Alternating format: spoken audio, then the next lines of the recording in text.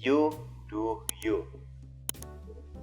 Discovering life through experiments and self-awareness. Nah, topik self-awareness ini menarik.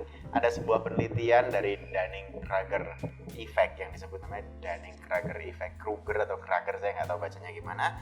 Itu jelasin bahwa banyak manusia di seluruh dunia itu overconfident atau terlalu percaya diri atau over value diri sendiri. Jadi mungkin misalnya Anda habis baca buku investasi, satu buku, atau habis lihat video tentang investasi, terus Anda mikir, wah berarti gue harus investasi, gaspol, kayak paling pintar, paling cerdas, paling bijaksana dalam dunia investasi hanya karena baru mengetahui suatu hal. Itu kayak konsep yang biasa terjadi di orang ketika misalnya mungkin Anda ngomong di warung sama teman-teman Anda, tapi Anda ngomongin, oh harusnya menteri ini kan gitu, harusnya Pak Gubernur itu gitu, presiden nggak boleh gitu. Itu kayak kita tahu banget itu, kayak pede banget untuk punya pendapat tentang suatu hal, itu overconfidence bisa jadi. Dan faktanya memang kayak 85% orang salah menilai diri mereka. Nah, menariknya salahnya itu apa? Bagi dua lagi. Sebagian ada yang nggak terlalu percaya diri, yang kedua ada namanya imposter syndrome. Apa itu imposter syndrome? Adalah dimana orang-orang yang undervalue, merasa kayak wah kayaknya nggak bisa, wah kayaknya nggak mungkin, kayaknya terlalu berat, kayaknya aku nggak layak. Itu ada orang-orang yang nggak percaya diri. Tapi dua problem ini mana yang lebih baik? Jawabannya tidak ada sebenarnya. Artinya apa? Kita harus segera nyari titik tengah. Sebenarnya kita itu bisanya apa, jagonya apa, mampunya apa yang kita benar-benar jago, faktanya apa, atau objektifnya bagaimana. Jadi itu ada garis yang mungkin plus minus ya 10-15% orang-orang yang benar-benar tahu bahwa misalnya, oh saya bisa naik motor, terus saya benar-benar bisa naik motor, saya punya SIM motor, saya pernah naik motor, saya tahu saya bisa naik motor gitu. Atau misalnya kayak saya pernah naik motor misalnya 100 km atau 1000 atau 100 km, oh saya bisa naik motor 100 km karena saya pernah, karena saya bisa. Nah, itu adalah self awareness yang mungkin sederhana kalau kita ngomongin untuk sesuatu yang biasa kita lakukan. Tapi kalau untuk sesuatu yang belum kita lakukan, untuk goal, untuk tujuan, untuk harapan, untuk planning, untuk strategi, kalau dari teori ini berarti mungkin bisa dikatakan 85% salah. Ada yang kepedean, ada yang kurang pede. Jadi gimana caranya biar kita bisa kayak ketemu titik tengahnya? Caranya adalah kita cari orang-orang yang mencintai kita, menyayangi kita, mengasihi kita, peduli sama kita, dan dia berani untuk menyampaikan pendapatnya tentang diri kita. Karena kalau ada orang-orang misalnya netizen dengan maha benar, netizen dengan segala komennya itu dia bisa komen apapun, tapi bodo amat sama kita juga. Dia asal ngomong, habis ngomong juga lupa pindah ke postingan orang lain lagi, komen lagi gitu, kayak cuma buang sampah di mana-mana. Atau ada juga misalnya orang tua kita gitu misalnya yang bilang, oh kamu tuh paling ganteng gitu, kamu tuh paling pintar. Itu kan sebenarnya dia cinta kita, tapi dia nggak berani bilang kalau bahwa faktanya kita apa, realitanya apa.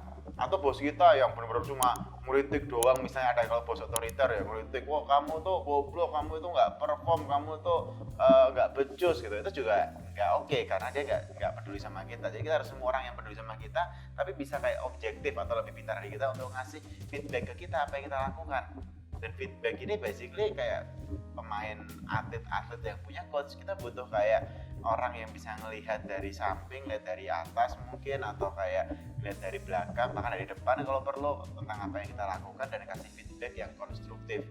Feedback konstruktif itu yang membuat kita kayak masuk self awareness. Oh berarti aku di sini. Contohnya gini, bukan berarti kayak oh berarti aku nggak layak di situ. Enggak, mungkin yes kamu sekarang nggak layak. Coba kamu belajar ini atau kuasai ilmu ini sehingga kamu bisa layak atau kamu bisa mampu gitu. Itu kalimat itu yang sebenarnya harus kita cari dalam hidup ini, yaitu fine tuning gitu, bahwa kalau kita belum bisa ya kita cari kenapa belum bisa. Apa karena kita nggak mau, atau karena kita nggak mampu, atau karena kita nggak yakin, atau karena lingkungan nggak mendukung, atau karena kita identity kita bertentangan dengan itu gitu. Tapi kayak basically dengan kita self aware dengan apa yang mau kita lakukan, itu akan jauh lebih enak.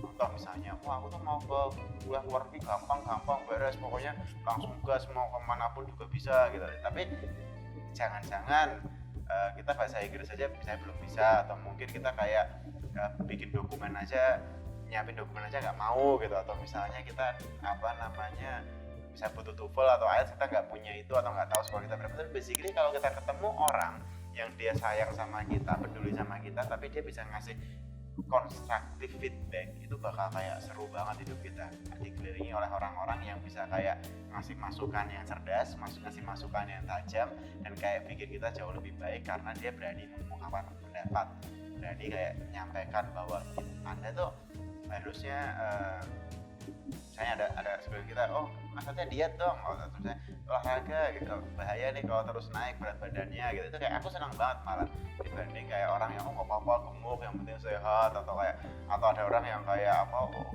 saya misalnya gemuk loh gitu, itu kadang ngecek nggak peduli. Jadi kayak kita nyari orang di tengah itu, dan mungkin ya basically kalau kuadrannya ada 4 ya 25% orang yang plus minus bisa jadi apa ya inner circle kita yang bagus. Jadi kayak Anda harus tahu siapa 25% orang-orang yang bisa ngasih ada feedback dengan caring ya. Jadi kayak konstruktif feedback dengan caring yang luar biasa, itu akan sangat bagus.